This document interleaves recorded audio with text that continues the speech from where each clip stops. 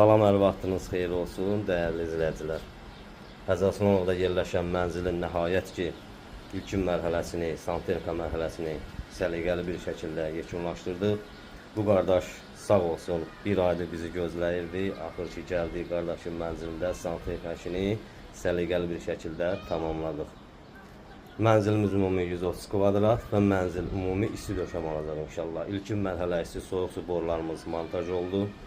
Və indi isə gördüyümüz işlərlə sizlər tanış edim. Mənzilin bura balkonudur.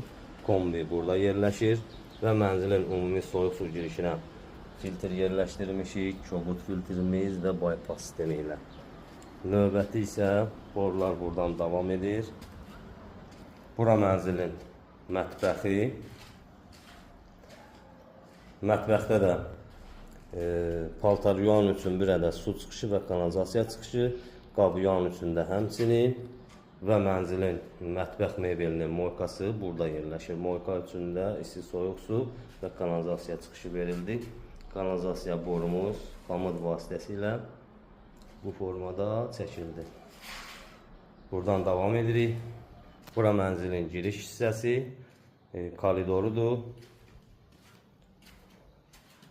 Bura mənzilin sanuzeli. Sanuzeldə də işlərimiz gördüyünüz kimi çox səliqəli çəkilib tamamlanıb. Moydadır burada yerləşir.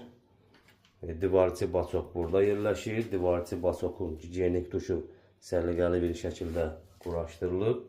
Burada isə duş kabin yerləşir. Duş kabinin də su qarışdırıcısı qaydasında quraşdırıldı və qardaşımızın istəyi ilə, ev sahibinin istəyi ilə mənzildə bak quraşdırdıq və bakın giriş-çıxış boruları bu şəkildə çəkilib və bu isə bakın silifidir.